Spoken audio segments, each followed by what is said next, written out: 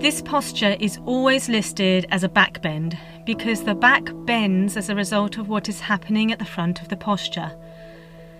I do not want you to think of bending your back because you will likely compress through the lumbar region, and this posture will be extremely uncomfortable and in no way beneficial. So please use the support so that you can enhance your experience. When choosing your support, it needs to have some degree of firmness. So a bolster is fine, as is a chair, or a sofa with the cushion removed. We are recycling force through the back of the posture to get a lift through the front. So a soft support will simply absorb all of the force we generate, and our body will not benefit at all. Lastly, do not let your head drop back. Your neck and jaw muscles will not thank you for it, as they will be managing the weight of the head, and tension from these muscles can often lead to headaches. I will instruct using the bolster as my support. So kneeling, with the knees beneath your hips, place the bolster widthways and evenly over the back of both heels. Take your mind to your sacrum and send the point forwards so that you feel a lengthening through the lumbar spine and your glutes start to engage. Squeeze them a little tighter, and then as you inhale, turn to the right and place your right hand with the fingers facing towards the feet onto your bolster.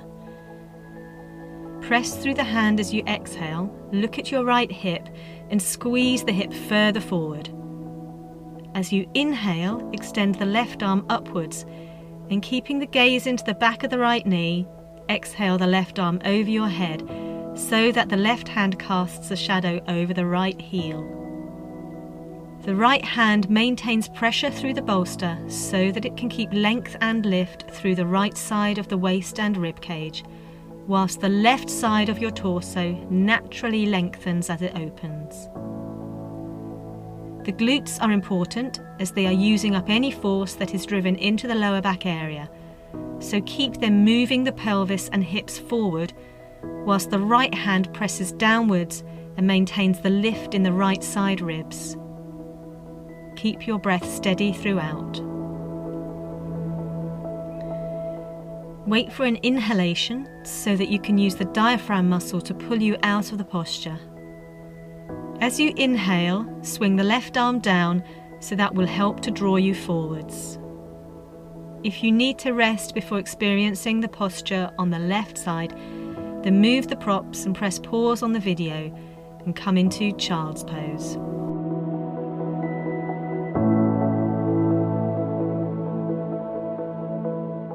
If you are ready to continue to half camel on the left side, make sure that the props are in the correct position. Fix the sacrum's position first by pointing it forwards as you exhale, engaging the glutes around the back of it, and then turn to the left and place the left hand on top of the bolster with the fingers facing backwards. You can use your fingertips to do this if you have trouble reaching, but don't just use the length of your fingers. Now look down at your left hip and squeeze harder into the glute to push it forwards. This will protect your lower back, remember, so make your glutes work. As you inhale, lift and lengthen the right arm upwards, still keeping the gaze towards the back of the left knee. And then exhale the arm over your head so that the palm of the hand is face down and shadowing the left heel.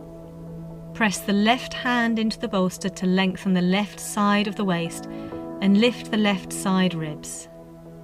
The right side of your torso will be experiencing a fabulous stretch as the ribs open, so feed the breath into the whole of your rib cage to spread the sensation. Don't forget about the sacrum pointing forwards, as there is so much going on in this dynamic posture to draw your mind away from the key areas, and it's so easy to get distracted.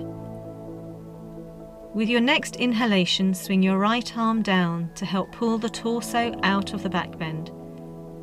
You can rest again in Child's Pose if you feel you need to.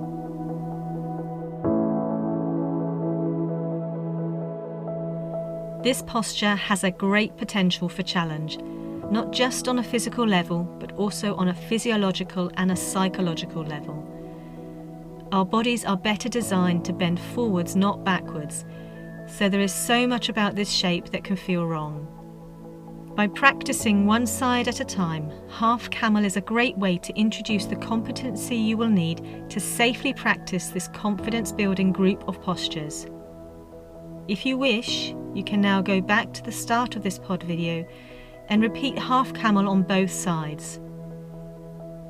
If you really want to switch things up, take the dynamic that the posture generates and channel it into downward facing dog instead of the more restful child's pose in between changing sides.